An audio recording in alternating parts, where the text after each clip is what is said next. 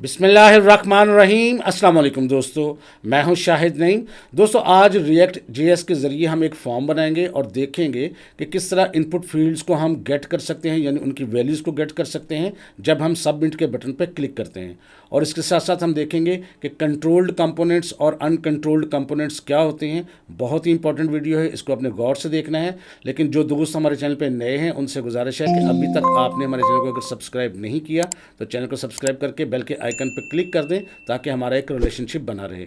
तो जल्दी से चलते हैं कंप्यूटर की स्क्रीन पर और आज की वीडियो का आगाज़ करते हैं।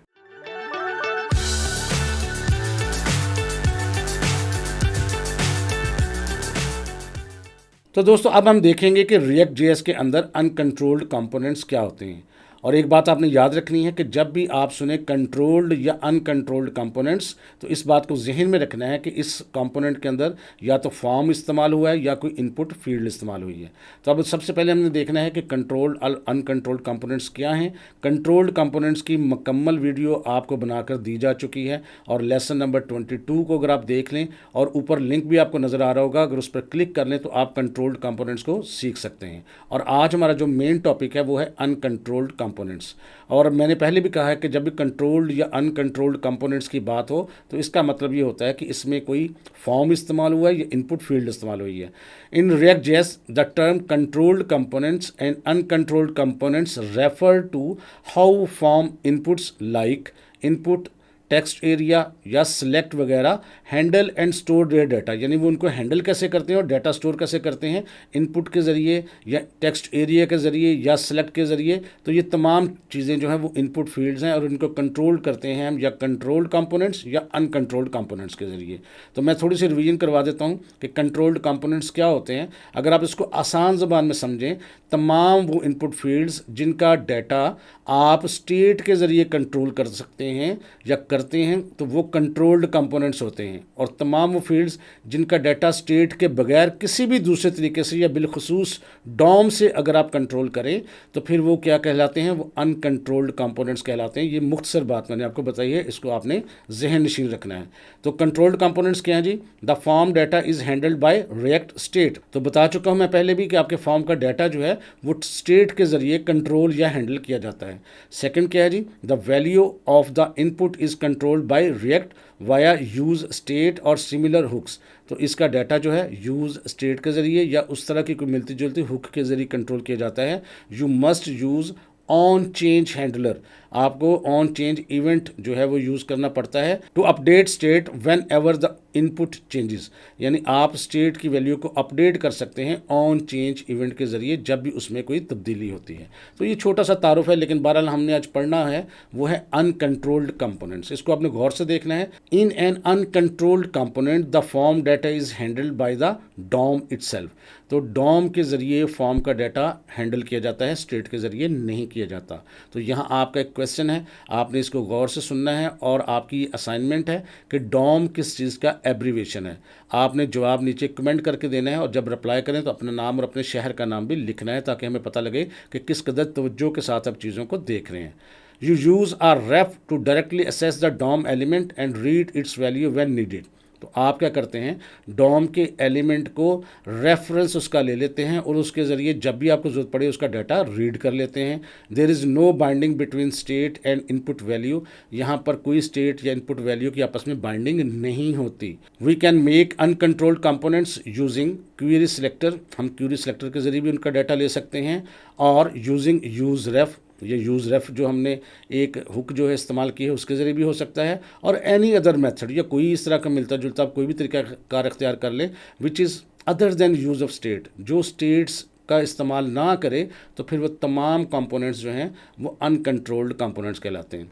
कुछ लोग ये कहते हैं कि जहाँ पर स्टेट के ज़रिए डाटा कंट्रोल किया जाए वो कंट्रोल्ड कंपोनेंट्स हैं और जहाँ यूज़ रेफ के ज़रिए किया जाए वो अनकंट्रोल्ड कंपोनेंट्स हैं। लेकिन आपने ये समझना है कि स्टेट के ज़रिए कंट्रोल हो तो सही है, कंट्रोल्ड कंपोनेंट्स हैं, लेकिन उसके अलावा कोई भी तरीका हो, चाहे वो यूज़ रेफ के अलावा ही क्यों ना हो, तो वो अनकंट्रोल्ड कंपोनेंट्स ही कहलाते हैं। तो जल्दी से चलते हैं वीएस कोड एडिटर के अंदर और एक दफ़ा इसको करके देखते हैं ताकि आपको समझ आ जाए। तो दोस्तों वीएस कोड एडिटर हमने खोल रखा है और app.jsx खोली हुई है हस्ब साबिक। उसका रिजल्ट रिज़ल्ट देखते हैं तो उसमें सिर्फ एक हेडिंग है। इसका मतलब ये है कि हमने इसको ज़ीरो से शुरू करना है। तो सबसे पहले हम एक कंपोनेंट बनाएंगे। तो मैं SRC के फोल्डर पर राइट क्लिक करके न्यू फाइल पर क्लिक करता हूँ और इसका नाम रखता हूँ अनकंट्रोल्ड comp.jsx। एंटर प्रेस किया, नया कंपोनेंट बन चुका है। यहाँ लिखता हूँ RFCE, तो उसकी कोडिंग हो जाएगी। अब ये जो डिव है, डिव के अंदर का जो मैं टेक्स्ट है इसको जल्दी से ख़त्म करके एंटर प्रेस करता हूँ और इसके अंदर H1 में लिखता हूँ मैं अनकंट्रोल्ड कंपोनेंट यूजिंग, हम इसको क्यूरी सिलेक्टर के जरिए करते हैं। ये मैंने हेडिंग बना दी है, सेव कर लिया है। अब app.jsx के अंदर जाके इसको मैं कॉल करने लगा हूँ जी, और यहाँ लेस देन साइन डाल के अनकंट्रोल्ड कंपोनेंट को सिलेक्ट करूँगा, क्लोज करके सेव करूँगा और रिजल्ट देखूँगा। तो देखिए दूसरी जो हमारी हेडिंग है uncontrolled component using query selector, तो ये आ चुकी है। इसका मतलब हमारा कंपोनेंट काम करना शुरू हो गया है। अब हम जल्दी से अपने कंपोनेंट के अंदर जाते हैं और यहाँ सबसे पहले मैं एक फॉर्म जनरेट करता हूँ और उसके लिए एक फॉर्म का आपको पता है टैग लगता है। फॉर्म लिखकर आपने जहाँ पर ये टैग है वहाँ पर इसको एंटर प्रेस करके 2 हिस्सों में कर दें ताकि तमाम के तमाम एलिमेंट्स फॉर्म के अंदर आएँ। तो यहाँ मैं एक इनपुट जो है वो टैग लगाता हूँ और इसके अंदर टेक्स्ट लिखा हुआ है और इसके अंदर प्लेस होल्डर में डाल देता हूँ एंटर यूज़र नेम, ठीक है जी। और इसके आखिर पर एंटर करके BR 2 दफ़ा मैं लिखता हूँ ताकि थोड़ा स्पेस आ जाए। फिर इनपुट लिखता हूँ और इसके अंदर टाइप को इस दफ़ा मैं कर देता हूँ पासवर्ड। पासवर्ड करने से ये होता है कि जो आप एंट्री करते हैं वो नज़र नहीं आती। और प्लेस होल्डर में लिखता हूँ एंटर पासवर्ड और जल्दी से यहाँ क्या करते हैं नीचे एंटर प्रेस करके 2 दफ़ा फिर मैं BR लिखता हूँ फासला के लिए और एक बटन बनाता हूँ और इसके अंदर लिख देता हूँ सबमिट। सेव करके एक दफ़ा रिजल्ट देख लेते हैं। तो ये देखें एक छोटा सा फॉर्म बन चुका है। इसके अंदर हम एंट्री कर पा रहे हैं। ये देखें कुछ भी लिख सकते हैं, लेकिन जो नीचे वाले में लिखेंगे वहाँ आपको स्टार्स नज़र आएंगे या डॉट्स नज़र आएंगे ताकि आप पासवर्ड देख ना सकें। लेकिन जो ही मैं सबमिट पे क्लिक करता हूँ तो एक देखें ये फॉर्म जो है एक दफ़ा रिफ़्रेश हो जाएगा और यहाँ पर बॉक्स भी खाली हो जाएंगे। ये देखें डाटा चला गया और रिफ़्रेश हो गया। ये क्यों होता है अभी देखते हैं, क्योंकि जब हम सबमिट पे क्लिक करते हैं तो डाटा कहीं हमने मूव करना होता है। अब हम इसके अंदर इसको कंट्रोल करते हैं। कंट्रोल करने के लिए हम क्या करते हैं कि फॉर्म के साथ एक लिंक बनाते हैं अपने एक फंक्शन का। तो मैं जल्दी से ऊपर रिटर्न से ऊपर जो है मैं एक फंक्शन बनाता हूँ, इसका नाम रख लेता हूँ फॉर्म हैंडलर और यहाँ ब्रैकेट्स दे के यहाँ पर मैं इस तरह से करता हूँ और इसको ही मैं कॉपी कर लेता हूँ ताकि मेरे स्पेलिंग गलत भी ना और मुझे दोबारा टाइप ना करना पड़े। कंट्रोल-C करके कॉपी किया। फॉर्म के अंदर आके आपने यहाँ पर लिखना है ऑन सबमिट, यानी जब सबमिट पर क्लिक करें तो क्या हो, तो यहाँ पर हम इस फंक्शन को कॉल कर रहे हैं जी। यानी जब हम सबमिट के बटन पर क्लिक करें तो इस फंक्शन को कॉल कर लिया जाए। अब यहाँ पर आपको मैं दिखाता हूँ कि ये फंक्शन कॉल होता है कि नहीं होता। console.log के ज़रिए मैं एक मैसेज प्रिंट कर रहा हूँ। कुछ भी, बस यही देखना कि हमने ये फंक्शन कॉल होता है कि नहीं होता। सेव करते हैं। अब रिज़ल्ट देखते हैं। तो यहाँ पर मैं कुछ एंट्री करूँ या ना करूँ, एक चीज़ ज़ाहिर है कि इसकी जो रिज़ल्ट है वो तो कंसोल विंडो में आएगा। तो मैं जल्दी से कंसोल विंडो भी खोलता हूँ Ctrl+Shift+J करके। लेकिन होगा ये कि कंसोल विंडो के अंदर आपको कुछ भी नज़र नहीं आएगा, हेलो का मैसेज भी नज़र नहीं आएगा, क्योंकि सबमिट के ज़रिए ये पेज को रिफ़्रेश करता है। इतनी जल्दी से करता है कि हमें कुछ भी नज़र नहीं आता, लेकिन पेज भी रिफ़्रेश होगा, यहाँ मैसेज डिस्प्ले होगा, लेकिन इतनी तेज़ी से काम होगा कि आपको नज़र नहीं आएगा। तो आपने ज़रा नज़र रखनी है कंसोल विंडो पर और देखिएगा आपको हल्की सी एक झलक नज़र आएगी। मैं क्लिक करने लगा हूँ, देखिएगा, ये देखें आपको हेलो की एक दफ़ा हल्की सी झलक नज़र आई और रिफ़्रेश हो गया। ये देखें, अगर आप गौर से देखें तो आपको मैं बार बार क्लिक कर रहा हूँ तो आपको नज़र आ रहा है। इसका मतलब ये फंक्शन तो रन हो रहा है हमारा, लेकिन यहाँ खड़ा नहीं हो रहा, ये ऑटोमेटिकली इसको रिफ़्रेश कर रहा है। तो हमें सबसे पहले ये करना है कि ये जो रिफ़्रेश होता है इसको मैं ख़त्म करना चाहता हूँ। ये डिफ़ॉल्ट जो फंक्शन है इसका सबमिट का, उसको ख़त्म करना चाहता हूँ। तो उसके लिए एक फ़ंक्शन है, वो कहाँ लगाना है मैं आपको बताता हूँ, देखिएगा ज़रा। तो इस डिफ़ॉल्ट के फंक्शन को ख़त्म करने के लिए यहाँ पर मैं एंटर प्रेस करता हूँ और यहाँ मैं लिखूँगा इवेंट। पहले तो हम पास करेंगे इस फंक्शन के ज़रिए, क्योंकि इवेंट पर वो काम करता है। तो हम क्या करेंगे, इसको लिखेंगे यहाँ इवेंट डॉट प्रिवेंट डिफ़ॉल्ट और यहाँ फंक्शन बना देंगे उसको, और यहाँ फंक्शन बना देंगे छोटी ब्रैकेट्स लगा के इस तरह से। इसको गौर से देख लें, प्रिवेंट का P छोटा है, डिफ़ॉल्ट का D बड़ा है और आगे फंक्शन लगा के हमने सेमीकोलन लगाया है। इससे क्या होगा कि जो हमारा पेज बार बार रिफ़्रेश होता है वो नहीं होगा। इसको एक दफ़ा चेक कर लेते हैं। तो मैं अब यहाँ पर देखें, अगर मैं सबमिट पे क्लिक करता हूँ तो ये देखें हेलो का हमारा यहाँ मैसेज आ रहा है। अगर मैं इसको रिफ़्रेश भी करता हूँ, दोबारा सबमिट करता हूँ, अब हमने इसका डाटा भी नहीं लिया, तो लिहाजा लेकिन फंक्शन हमारा रन हो रहा है। अब हमने देखना है कि अगर हम इसमें डाटा एंटर करते हैं तो वो भी हमें हासिल होना चाहिए, उसको देखते हैं। अब डाटा हासिल करने के लिए सबसे पहले हम एक काम ये करेंगे कि हम ये जो इनपुट फील्ड्स हैं इनको कोई आईडी दे देते हैं। जो हमने यूज़र नेम देना है इसको मैं आईडी दे रहा हूँ जी, यूज़र लिख देता हूँ मैं, और नीचे जो पासवर्ड है उसको मैं आईडी देता हूँ पास दे देता हूँ। ये बस याद रखें कि यूज़र नेम को यूज़र आईडी दी है हमने और पासवर्ड को पास आईडी दी है। अब हम इसका डाटा कैसे ले सकते हैं, फंक्शन के ऊपर जाते हैं और ये कंसोल डॉट लॉग के ऊपर मैं लिखता हूँ जी, एक वेरिएबल लेता हूँ कॉन्स्ट यूज़र नेम, इसका नाम मैं रख लेता हूँ इज़ इक्वल टू, तो यहाँ लिखना है हमने डॉक्यूमेंट, क्योंकि डॉम को हमने रीड करना है, डॉट क्यूरी सिलेक्टर, और यहाँ चूँकि हमने आईडी दी है और आईडी को सिंगल कोट्स में जाके सबसे पहले हम यहाँ हैश साइन लगाते हैं और फिर आईडी, यानी यहाँ पर हमने दे दिया है यूज़र। इसका मतलब ये होगा कि ये जो हमने यूज़र नेम है वो सिलेक्ट कर लिया है और उसके बाद डॉट दे के यहाँ लिख देंगे वैल्यू। याद रखिएगा यहाँ स्पेस देंगे, कुछ और भी लिखा जा सकता है, तो वैल्यू लिखना है और आगे सेमी कॉलन डालना है आपने। अब हम देखते हैं कि क्या वैल्यू जो है वो यहाँ पर प्रिंट हो चुकी है, स्पेलिंग अपने ज़रा दुरुस्त कर लेने हैं। तो यहाँ पर कंसोल डॉट लॉग के अंदर मैं यहाँ लिख देता हूँ यूज़र नेम कॉलन डाल के, और डबल कोट्स के बाहर मैं लिख देता हूँ यूज़र नेम, क्योंकि ये जो ऊपर वेरिएबल दिया है वो हमने प्रिंट करवाया। सेव करके रिजल्ट देखते हैं। ये देखें जी, मैं यूज़र नेम कुछ भी एंटर करता हूँ, फ़र्ज़ करते हैं मैं अपना नाम लिख देता हूँ और पासवर्ड में मैं कुछ भी लिख देता हूँ। सबमिट के बटन पे मैं क्लिक करने लगा हूँ तो साथ ही देखें आप कि हमारा यूज़र नेम जो है वो हमारी कंसोल विंडो के अंदर डिस्प्ले हो रहा है। अगर मैं इसको दोबारा रिफ्रेश करता हूँ, अब रिफ्रेश करके मैं कोई और यूज़र नेम एंटर करता हूँ, मसलन मैं ये लिख देता हूँ, पासवर्ड कुछ भी देता हूँ, तो आप देखें हमारा यूज़र नेम वहाँ पर एज इट इज़ आ रहा है। अब इसी तरह हम पासवर्ड भी गेट कर सकते हैं। तो पासवर्ड के लिए हम क्या करेंगे, सेम यही तरीका करेंगे, कॉन्स्ट लिखेंगे और पासवर्ड मैं इसका वेरिएबल का नाम रख देता हूँ is equal to document dot query selector, और सिंगल कोट्स में मैं हैश साइन डालूंगा और उसका आईडी यानी पास, उसकी आईडी है, नीचे देख सकते हैं आप ये पास लिखा भी हुआ है। आप लेके उसके आगे लिखेंगे डॉट डाल के वैल्यू और आगे डाल देंगे सेमी कॉलन। उसी तरह प्रिंट करवा लेंगे इसको। आप यहाँ लिख देते हैं कंसोल डॉट लॉग और यहाँ डबल कोट्स में लिख देते हैं पासवर्ड कॉलन और डबल कोट से बाहर कॉमा लगा के आप यहाँ पासवर्ड वेरिएबल लिख देते हैं, सेमी कॉलन लगाते हैं, सेव करते हैं। अब देखें, ये देखें मैंने रिफ्रेश किया और यूज़र नेम कोई भी एंटर करता हूँ, फ़र्ज़ करते हैं मैंने ये यूज़र नेम दे दिया और यहाँ पर आपको पासवर्ड तो नज़र नहीं आ रहा कि क्या मैंने दिया, लेकिन जो ही मैं सबमिट पे क्लिक करता हूँ तो ये देखें आपको पासवर्ड भी नज़र आ रहा है और यूज़र नेम भी नज़र आ रहा है। इसका मतलब ये हुआ कि हम सबमिट के बटन के ज़रिए अपनी फील्ड्स का डाटा जो है वो हासिल कर पा रहे हैं और इनको कहते हैं, और इसमें हमें कहीं पर भी हमने स्टेट का इस्तेमाल नहीं किया, और इनको हम कहते हैं कि ये हमारे अनकंट्रोल्ड कंपोनेंट्स हैं। अच्छा, किसी जगह हम अगर पासवर्ड चेंज कर देते हैं, ज़ाहिर आपको नज़र नहीं आ रहा, तो अगर मैं 1 2 3 4 5 6 7 8 करके मैंने सबमिट किया तो देखें पासवर्ड भी हमारा उसी तरह ही हमें दोबारा हासिल हो रहा है। अगर यूज़र नेम में कोई तब्दीली करें और यहाँ पर देखें उसी तरह यूज़र नेम में भी तब्दीली हो रही है। तो दोस्तों इस तरह हमने अनकंट्रोल्ड कंपोनेंट्स को यहाँ पर डाटा लिया उसका सिलेक्ट क्यूरी की मदद से, और मैंने आपको शुरू में बताया था कि हम यूज़ रेफ का इस्तेमाल भी कर सकते हैं। तो मैं आपको यूज़ रेफ का इस्तेमाल भी करवा देता हूँ, चाहे तो आप कंपोनेंट नया ले लें, या मैं ये करता हूँ कि इस सारे को सिलेक्ट करके मैं कमेंट आउट कर देता हूँ, कंट्रोल ए किया और इस सारे को मैंने कमेंट आउट कर दिया। ये देखें जी, ये सारा आपके पास डाटा इसलिए रहेगा क्योंकि आपके साथ कोडिंग में शेयर करता हूँ। इस वीडियो के डिस्क्रिप्शन के अंदर एक लिंक मिलेगा जिसके ज़रिए आप अपनी ये कोडिंग जो है वो हासिल कर सकेंगे। तो मैंने ये कोडिंग को यहाँ रख दिया है और यहाँ एंटर प्रेस करके नई कोडिंग करूँगा, और चाहे तो आप इसको क्लोज़ भी कर सकते हैं यहाँ पर क्लिक करके। ये सारी कोडिंग जो है इस तरह आप हासिल कर सकते हैं। तो ऊपर मैं दोबारा कोडिंग करता हूँ RFCE करके। आप समझ लीजिए हमारा ये नया कंपोनेंट है और इसके अंदर मैं उसी तरह बिल्कुल यहाँ डिव के अंदर जो टेक्स्ट है इसको रिमूव करके H1 लिखता हूँ और इसकी हेडिंग में लिखता हूँ अनकंट्रोल्ड कंपोनेंट्स यूजिंग यूज़ रेफ। सेव करते हैं। अब रिजल्ट देखते हैं जी। तो अब यहाँ देखें जी, आपके पास हेडिंग नज़र आ रही है, इसका मतलब हमारा कंपोनेंट दुरुस्त काम कर रहा है। जल्दी से जल्दी काम करते हैं दोबारा, और इसी तरह बिल्कुल पहले की तरह हम क्या करेंगे, एक फॉर्म जो है वो लेते हैं और फॉर्म को यहाँ सारा डाटा उसके अंदर हम डालेंगे। उसी तरह फील्ड ले लें, कुछ भी कर लें आप, इनपुट लेके और टेक्स्ट रहने देता हूँ, प्लेस होल्डर चले मैं डाल देता हूँ बिल्कुल वैसे ही जैसे पहले किया था हमने।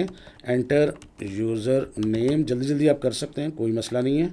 और फिर BR और BR, उसके बाद इनपुट फिर दोबारा, और इसमें लिख देते हैं पासवर्ड और फिर प्लेस होल्डर आप चाहें तो कोई तब्दीली कर लेते हैं, लेकिन इसमें आईडी की ज़रूरत नहीं है आपको। फिर BR 2 दफ़ा और आखिर पर मैं लिखता हूँ बटन, और इसमें मैं लिख देता हूँ सबमिट यूजिंग यूज़ रेफ। मैंने बटन के अंदर लिख दिया। सेव करके रिजल्ट एक दफ़ा देख लेते हैं। तो ये देखिए हमारा फॉर्म बन चुका है, और इसमें अब उसी तरह यूज़र नेम भी आ रहा है, लेकिन यहाँ प्लेस होल्डर नहीं आ रहा। वो देख लेते हैं क्यों। सबमिट यूजिंग यूज़ रेफ और क्लिक करते हैं तो ये फॉर्म उसी तरह रिफ्रेश भी हो रहा है। प्लेस होल्डर के अंदर कुछ लिखा नहीं, हमने इसको जल्दी से यहाँ लिख देते हैं एंटर पासवर्ड।